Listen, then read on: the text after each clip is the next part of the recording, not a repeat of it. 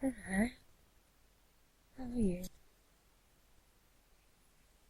Are you ready for another story? I've got a good one to read to you tonight. I'm going to read Nesbit's book, The Railway Children. This was one of my favourites when I was a child, and I hope you like it as well. Maybe you've read it before, maybe you haven't. It's quite old. Let me see when it was published.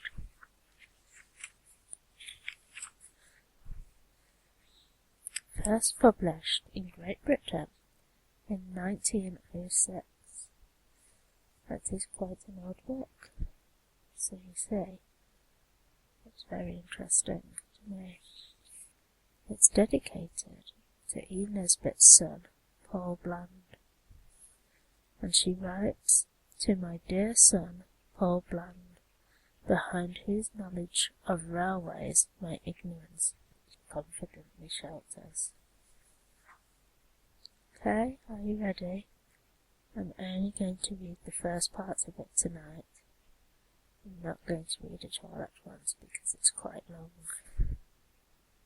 So, settle down, get yourself comfortable, close your eyes if you want to, and listen to The Railway Children. Chapter 1. The Beginning of Things. They were not railway children to begin with. I don't suppose they had ever thought about railways, except as a means of getting to Muscovine Cooks, the pantomime, zoological gardens, and Madame Tussauds. They were just ordinary suburban children, and they lived with their father and mother in an ordinary red brick-fronted villa, with coloured glass in the front door, a tiled passage that was called a hall, a bathroom with hot and cold water, electric bells, French windows, and a good deal of white paint, and every modern convenience, as the house agents say. There were 3 of them. Roberta was the eldest. Of course, mothers never have favourites, but if their mother had had a favourite, it might have been Roberta. Next came Peter, who wished to be an engineer when he grew up, and the youngest was Phyllis, who meant extremely well. Mother did not spend all her time in paying dull calls to dull ladies, and sitting dully at home waiting for dull ladies to pay calls to her. She was almost always there, ready to play with the children, and read to them, and help them to do their home lessons. Besides this, she used to write stories for them while they were at school, and read them aloud after tea, and she always made up funny pieces of poetry for their birthdays, and for other great occasions, such as the christening of the new kittens, or the refurnishing of the doll's house, or the time when they were getting over the mumps. The 3 lucky children always had everything they needed: pretty clothes, good fires, a lovely nursery with heaps of toys, and a Mother Goose wallpaper. They had a kind and merry nursemaid, and a dog who was called James, and who was their very own. They also had a father who was just perfect. Never cross, never unjust, and always ready for a game. At least, if at any time he was not ready, he always had an excellent reason for it, and explained the reason to the children so interestingly and funnily that they felt sure he couldn't help himself. You will think that they ought to have been very happy, and so they were, but they did not know how happy till the pretty life in the Red Villa was over and done with, and they had to live a very different life indeed. The dreadful change came quite suddenly. Peter had a birthday, his 10th. Among his other presents was a model engine more perfect than you could ever have dreamed of. The other presents were full of charm, but the engine was fuller of charm than any of the others were. Its charm lasted in its full perfection for exactly 3 days. Then, owing either to Peter's inexperience or Phyllis's good intentions, which had been rather pressing, or to some other cause, the engine suddenly went off with a bang. James was so frightened that he went out and did not come back all day. All the Noah's Ark people who were in the tender were broken to bits, but nothing else was hurt except the poor little engine and the feelings of Peter. The others said he cried over it, but of course boys of 10 do not cry, however terrible the tragedies may be which darken their lot. He said that his eyes were red because he had a cold. This turned out to be true, though Peter did not know it was when he said it, and next day he had to go to bed and stay there. Mother began to be afraid that he might be sickening for the measles, when suddenly he sat up in bed and said, "I hate gruel, I hate barley water, I hate bread and milk. I want to get up and have something real to eat." "What would you like?" Mother asked. "A pigeon pie," said Peter eagerly. "A large pigeon pie, a very large one." So Mother asked the cook to make a large pigeon pie. The pie was made, and when the pie was made, it was cooked, and when it was cooked, Peter ate some of it. After that, his cold was better. Mother made a piece of poetry to amuse him while the pie was being made. It began by saying what an unfortunate but worthy boy Peter was, and then it went on. He had an engine that he loved with all his heart and soul, and if he had a wish on earth, it was to keep it whole. One day, my friends, prepare your minds, I'm coming to the worst. Quite suddenly a screw went mad, and then the boiler burst. With gloomy face he picked it up and took it to his mother, though even he could not suppose that she could make another. For those who perished on the line he did not seem to care, his engine being more to him than all the people there. And now you see the reason why our Peter has been ill. He soothes his soul with pigeon pie, his gnawing grief to kill. He wraps himself in blankets warm, and sleeps in bed till late, determined thus to overcome his miserable fate. And if his eyes are rather red, his cold must just excuse it. Offer him pie, you may be sure, he never will refuse it.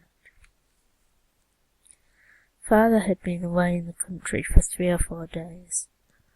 All Peter's hopes of the curing of his afflicted engine were now fixed on his father. For father was most wonderfully clever with his fingers. He could mend all sorts of things. He had often acted as veterinary surgeon to the wooden horse. Once he had saved its life when all human aid was despaired of, and the poor creature was given up for lost. And even the carpenter said he didn't see his way to do anything. And it was father who mended the doll's cradle when no one else could, and with a little glue and some bits of wood and a penknife made all the Noah's Ark beasts as strong on their pins as ever they were, if not stronger. Peter, with heroic unselfishness, did not say anything about his engine till after father had had his dinner and his after-dinner cigar. The unselfishness was mother's idea, but it was Peter who carried it out, and it needed a good deal of patience too. At last mother said to father, "Now, dear, if you're quite rested and quite comfy, we want to tell you about the great railway accident, and ask your advice." "All right," said father. "Fire away." So then Peter told the sad tale and fetched what was left of the engine. Said father, when he had looked at the engine very carefully. The children held their breaths. "Is there no hope?" said Peter, in a low, unsteady voice. "Hope? Rather. Tons of it," said Father cheerfully. "But he'll want something besides hope. A bit of brazing, say, or some solder, and a new valve. I think we'd better keep it for a rainy day. In other words, I'll give up Saturday afternoon to it, and you shall all help me." "Can girls help to mend engines?" Peter asked doubtfully. "Of course they can. Girls are just as clever as boys, and don't you forget it. How would you like to be an engine driver, Phil?" "My face would be always dirty, wouldn't it?" said Phyllis in unenthusiastic tones. "And I expect I should break something." "I should just love it," said Roberta. "Do you think I could when I'm grown up, Daddy? Or even a stoker?" "You mean a fireman," said Daddy, pulling and twisting at the engine. "Well, if you still wish it when you're grown up, we'll see about making you a firewoman. I remember when I was a boy." Just then there was a knock at the front door. "What on earth?" said Father. "An Englishman's house is his castle, of course, but I do wish they built semi-detached villas with moats and drawbridges." Ruth, she was the parlour maid and had red hair, came in and said that the two gentlemen wanted to see the master. "I've shown them into the library, sir," said she. "I expect it's the subscription to the vicar's testimonial," said Mother, "or else it's the choir holiday fund. Get rid of them quickly, dear. It does break up an evening so, and it's nearly the children's bedtime." But Father did not seem to be able to get rid of the gentleman at all quickly. "I wish we had got a moat and drawbridge," said Roberta. "Then when we didn't want people we could just pull up the drawbridge and no one could get in. I expect Father will have forgotten about when he was a boy if they stay much longer." Mother tried to make the time pass by telling them a new fairy story about a princess with green eyes, but it was difficult because they could hear the voices of Father and the gentleman in the library, and Father's voice sounded louder and different to the voice he generally used to people who came about testimonials and holiday funds. Then the library bell rang, and everyone heaved a breath of relief. "They're going now," said Phyllis. "He's rung to have them shown out." But instead of showing anybody out, Ruth showed herself in, and she looked queer, the children thought. "Please, she said, "the master wants you to just step into the study. He looks like the dead, Mum. I think he's had bad news. You'd best prepare yourself for the worst, Mum. Perhaps it's a death in the family, or a bank busted, or—" "That'll do, Ruth," said Mother gently. "You can go." Then Mother went into the library. There was more talking. Then the bell rang again, and Ruth fetched a cab. The children heard boots go out and down the steps. The cab drove away, and the front door shut. Then Mother came in. Her dear face was as white as her lace collar, and her eyes looked very big and shining. Her mouth looked like just a line of pale red. Her lips were thin and not their proper shape at all.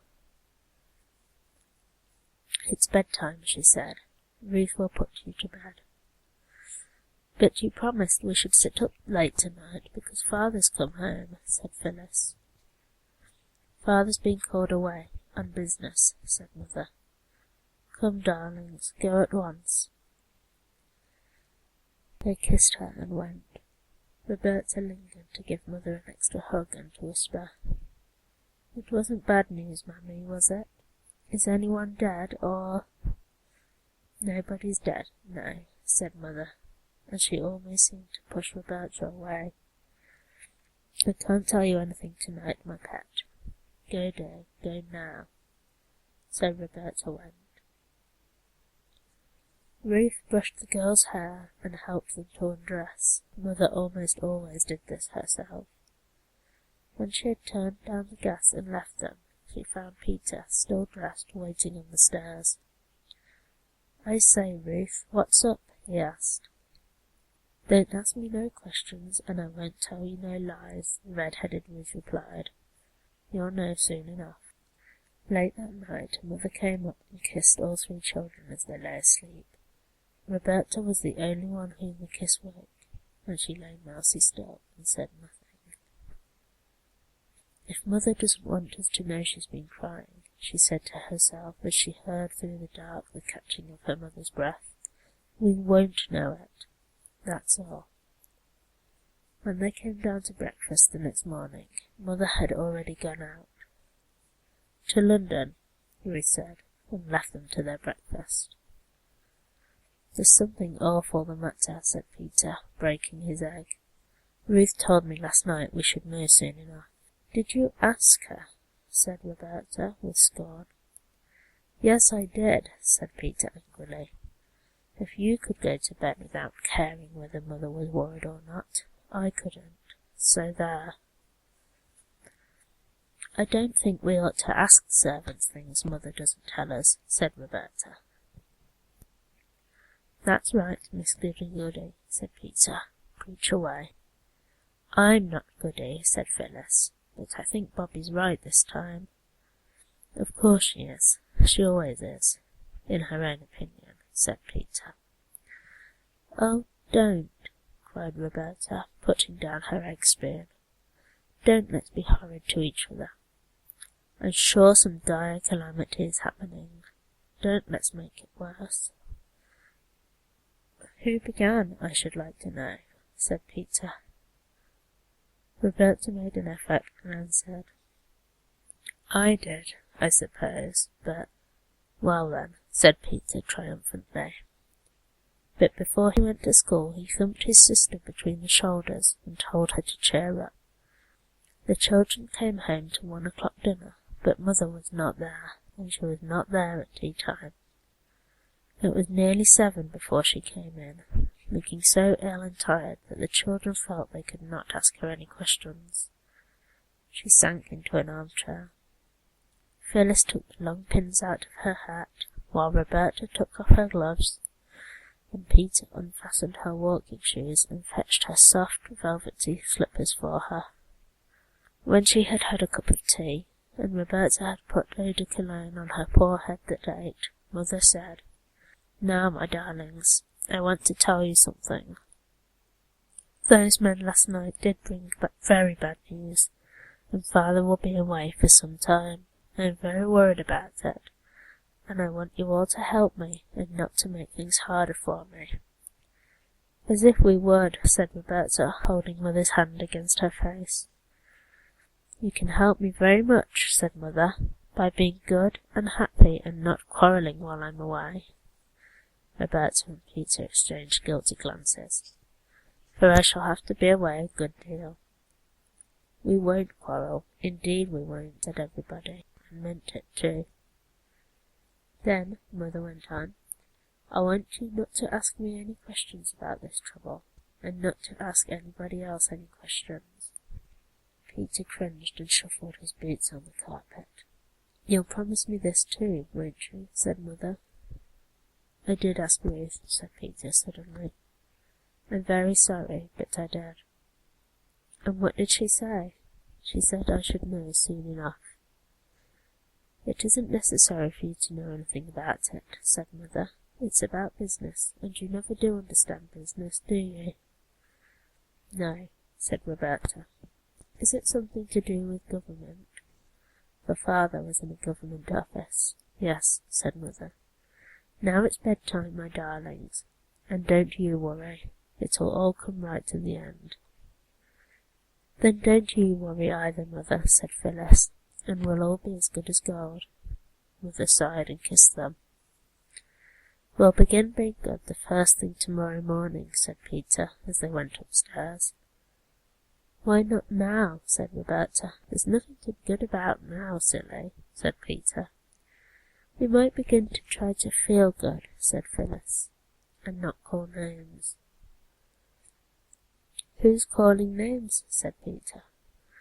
"Bobby knows right enough that when I say silly, it's just the same as if I said Bobby." "Well," said Roberta. No, I don't mean what you mean. I mean it's just what is it father calls it? A germ of endearment. Good night. The girls folded up their clothes with more than usual neatness, which was the only way of being good that they could think of. I say, said Phyllis, smoothing out her pinafore, you used to say it was so dull, nothing happening like in books. Now something has happened. I never wanted things to happen to make Mother unhappy, said Roberta. Everything's perfectly horrid. Everything continued to be perfectly horrid for some weeks. Mother was nearly always out. Meals were dull and dirty. The between maid was sent away, and Aunt Emma came on a visit.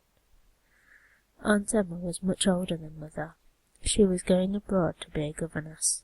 She was very busy getting her clothes ready, and they were very ugly, dingy clothes, and she had them always littering about, and the sewing machine seemed to whir on and on all day and most of the night. Aunt Emma believed in keeping children in their proper places, and they more than returned the compliment. Their idea of Aunt Emma's proper place was anywhere where they were not, so they saw very little of her. They preferred the company of the servants, who were more amusing. Cook, if in a good temper, could sing comedic songs, and the housemaid, if she happened not to be offended with you, could imitate a hen that has laid an egg, a bottle of champagne being opened, and could mew like two cats fighting.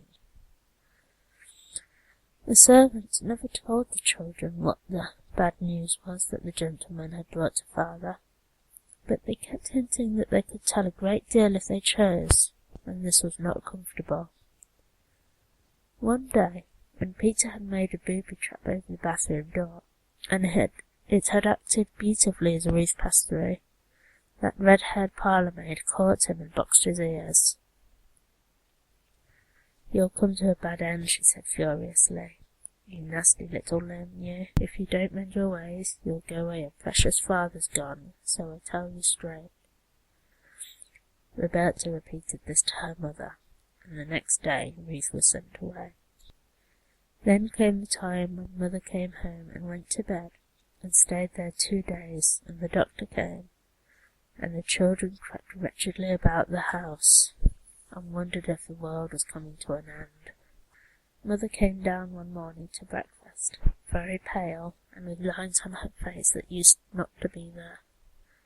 And she smiled, as well as she could, and said, Now, my pets, everything is settled. We're going to leave this house, and go and live in the country. Such a ducky, dear little white house. I know you'll love it. A whirling week of packing followed. Not just packing clothes, like when you go to the seaside, but packing chairs and tables, covering their tops with sacking and their legs with straw. All sorts of things were packed that you don't pack when you go to the seaside. Crockery, blankets, candlesticks, carpets, bedsteads, saucepans, and even fenders and fire irons. The house was like a furniture warehouse. I think the children enjoyed it very much. Mother was very busy, but not too busy now to talk to them and read to them, and even to make a bit of poetry for Phyllis to cheer her up when she fell down with a screwdriver and ran it into her hand. Aren't you going to pack this, Mother? Roberta asked, pointing to the beautiful cabinet inlaid with red tortoise shell and brass. We can't take everything, said Mother. But we seem to be taking all the ugly things, said Roberta. We're taking the useful ones, said Mother. We've got to play at being poor for a bit, my chickabiddy. When all the ugly useful things had been packed up and taken away in a van by men in green baize aprons, the 2 girls and Mother and Aunt Emma slept in the 2 spare rooms, where the furniture was all pretty. All their beds had gone. A bed was made up for Peter on the drawing-room sofa. I say, this is larks, he said, wriggling joyously, as Mother tucked him up. I do like moving. I wish we moved once a month. Mother laughed. "I don't," she said. "Good night, Peterkin." As she turned away, Roberta saw her face. She never forgot it. "Oh, Mother," she whispered all to herself as she got into bed. "How brave you are! How I love you! Fancy being brave enough to laugh when you're feeling like that." Next day boxes were filled, and boxes and more boxes, and then late in the afternoon a cab came to take them to the station. Aunt Emma saw them off. They felt that they were seeing her off, and they were glad of it. "But oh, those poor little foreign children that she's going to governess," whispered Phyllis. "I wouldn't be them for anything." At first they enjoyed looking out of the window, but when it grew dark they grew sleepier and sleepier, and no one knew how long they had been in the train when they were roused by Mother's shaking them gently and saying, "Wake up, dears, we're here." They woke up, cold and melancholy, and stood shivering on the draughty platform while the luggage was taken out of the train. Then the engine, puffing and blowing, set to work again and dragged the train away. The children watched the tail lights of the guard's van disappear into the darkness. This was the first train the children saw on that railway, which was in time to become so very dear to them. They did not guess then how they would grow to love the railway, and how soon it would become the centre of their new life, nor what wonders and changes it would bring to them. They only shivered and sneezed, and hoped the walk to the new house would not be long. Peter's nose was colder than he ever remembered it to have been before. Roberta's hat was crooked, and the elastic seemed tighter than usual. Phyllis's shoelaces had become undone. "Come," said Mother, "we've got to walk. There aren't any cabs here." The walk was dark and muddy. The children stumbled a little on the rough road, and once Phyllis absently fell into a puddle and was picked up damp and unhappy. There were no gas lamps on the road, and the road was uphill. The cart went at a foot's pace, and they followed the grimy crunch of its wheels.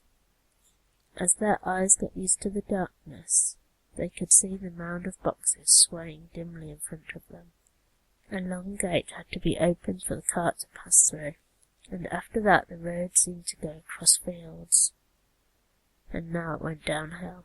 Presently a great dark lumpish thing showed over to the right. "That's the house," said Mother. "I wonder why she's shut the shutters." "Who's she?" asked Roberta. "The woman I gave to clean the place and put the furniture straight and get supper."